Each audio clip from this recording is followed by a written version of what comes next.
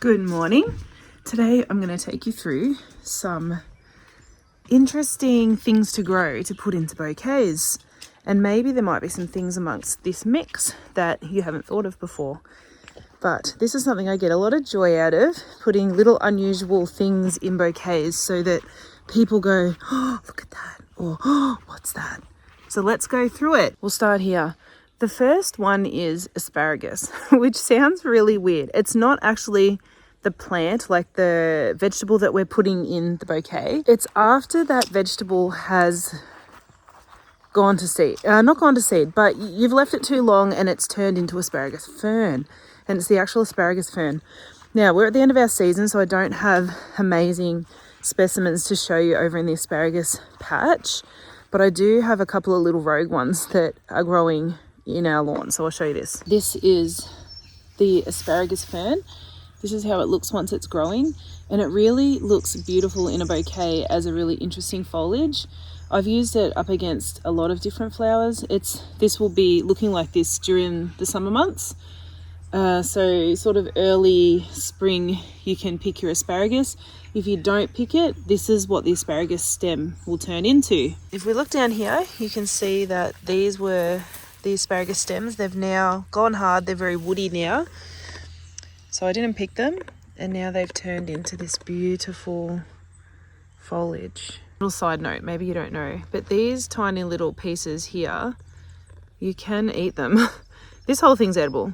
But these, when they're fresh, these have gone woody. So once they first turn into these long stems, you can pick little side shoots off. They'll be juicier than this, and they taste beautiful. Like they taste like asparagus. Another nice one that you can sort of find in your veggie patch is vine leaves. So in particular, I'm thinking of berries. Now the caveat for this is some berries have violent spikes on them, so you've got to be a little bit careful.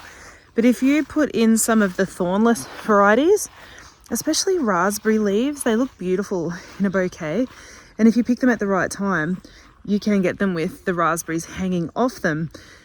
A little side note to this is the off-gassing of fruit will make your flowers go off quicker. These are some of my raspberries. They're almost finishing. But even with the blossoms, they look really pretty. So you could just cut. These aren't too spiky. Mine have little tiny, you can see those little tiny hair-like spikes. So they're not going to be too violent in a bouquet.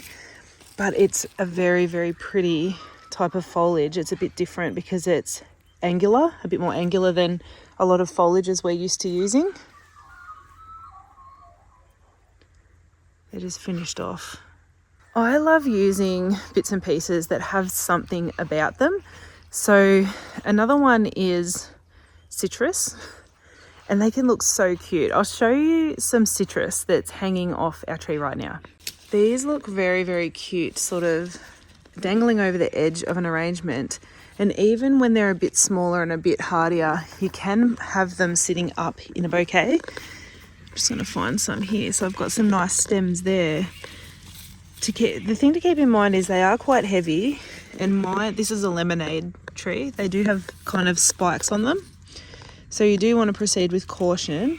It's the lemon tree, and it's still green, but it's going to obviously turn yellow. The thing is, when they're green, the lemons this one has much hardier stems, so they will sit upright in a bouquet, and they look cute when they're this color because they're not as noticeable, and people sort of look down into the bouquet and they're like, look at that. I love that reaction. We have a whole orchard. It's an old orchard, and I use it mainly not to eat the fruit from anymore. I mainly use it for bits and pieces for bouquets. So the sorts of things I will pull out of the orchard, and I wish I could show you now, but this is autumn at the moment, so there's nothing really much out there other than leaves that are burning off. But I will use things like when little pears start to develop on the branches. They look like little miniature pears, and they're so gorgeous, and they're quite sturdily attached to the stems. If you cut a branch with little tiny pears on it and put it in a bouquet or an arrangement, it just blows people's minds. They think it's so amazing. And because I think in my head I'm no longer trying to save those fruits to eat or preserve, it doesn't bother me to cut those off. So Many people will prune back their orchard trees in winter. I don't, I just leave it because I want more branches to cut off to use those tiny little fruits. And you can prune fruit trees whenever. You don't have to do it in the winter. People just do that because they can see the tree easier. But I actually leave it because those water shoots, the fruit trees will get tall, long shoots that come up. I cut those off while they're still pliable, and I make wreath forms out of them as well. So there's a lot of treasures that can be found amongst the fruit trees. And of course, in early spring, you can also use the branches that have the little blossoms on it. Many of those don't hold their blossom for very long, but they are, if you get them when they're in bud before they've opened up, they look gorgeous and they will open up in a vase. So if you've popped some of those long branches with the blossoms from the fruit trees in a bouquet or an arrangement or a vase, you give it to the person. In a few days later, those blossoms will pop open and it's like the coolest surprise. We are out in the flower and veggie field and I'm going to show you a few more things. Next on the list is tomatillo, and this is looking old. The vine is finishing off for the season, but I just want to show you, and I should have bought some secateurs out, but I'll just break it off. You would break it a bit longer so you can put in the bouquet. But the little fruits, they look like little lanterns. And when they're hanging out in a bouquet, people notice them and they look really, really interesting. We grow this because my husband's Mexican, so we make salsa out of the tomatillos. But now that I've discovered how cute they look in bouquets and arrangements, I keep the plant growing and I cut it to use as a floral addition. You can see something's been eating the leaves. But yeah, another cute one for you.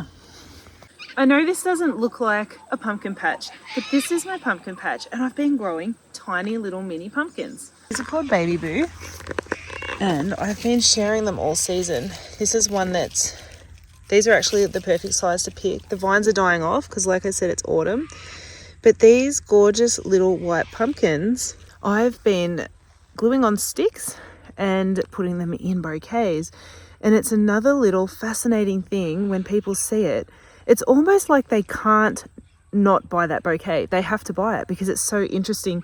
And I love putting things in like that just to bring joy to people. But it's also a little sales tool. Like these little cute, interesting things are helping me sell bouquets.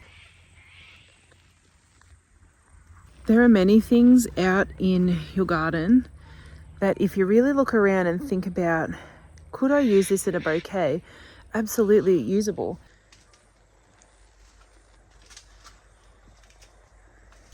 This is an ornamental grape, so it doesn't bear too much fruit, but if you've got a grapevine with little grapes on it, how cute. But I wanted this one because in autumn it goes red and it's started to turn, and I'll show you how that looks. My vines are still very small, but do you see that beautiful red colour? Once my vines are grown and more mature, I will have so many branches I can take off that have this beautiful red colour all over them. And all through summer, I can cut the green leaves off it. And the thing I'm really looking forward to is, again, I probably won't prune it. It will be pruned as I cut pieces off it through the summer and through early autumn. And that's sort of my approach to a lot of the things in our garden. I prune them as I need to use the pieces off them. So it's just something to think about. I don't mind pruning, I actually like it. It's a fun thing to do for me. But it is another time-consuming job that if you're looking around and finding pieces in the garden that you can actually use in your floral work, you're pruning as you go. And it's keeping things neat and tidy, plus you're using product as you're pruning it.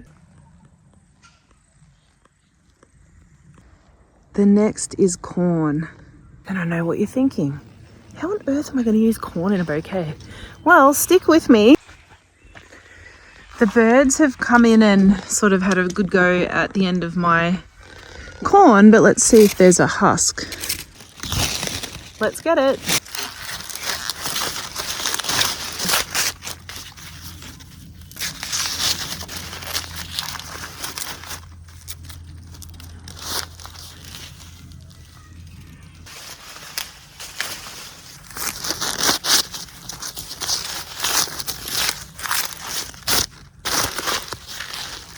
This one didn't get pollinated properly. Each one of those little hairs needs to be pollinated for each little corn piece to develop properly. And this is where the pollen's falling from. So it falls down, pollinates these hairs, and that's why you plant corn close to each other. So you want to make sure that as much of that pollen can get down and pollinate as possible. Been through and picked the really big ones already, but I am pretty happy to get a whole heap of small ones. This is an arrangement I've had here on the table for a while and it's dried out. But here's one of the corn stalks, and you just stick it to, I just tied it onto a stick. This stick has now gone mouldy because it's been in the water, but I can easily pull that out. It's just tied on. I just poked it up in there and tied the husks to it. But isn't that pretty? I hope this inspires you. There is just so much in our gardens. Even if you don't, I mean, you just saw most of that wasn't even from our cutting garden. It's not even from the things that we would normally be using for cut flowers. It's just extra things, and a lot of it is vegetables and foods that you would eat. It's a really fun thing to do, to take a walk around your property and try and look at everything with new eyes and just think, what could I use? Like, what fun things do I have? I'll do another video like this, so subscribe and follow along. I mean, there's more that I could talk about today, but I'm trying to keep it a bit shorter and give you enough information and a little bit of inspiration so that you can go out and have a look at what you've got. So I hope to see you again in the next video. Bye.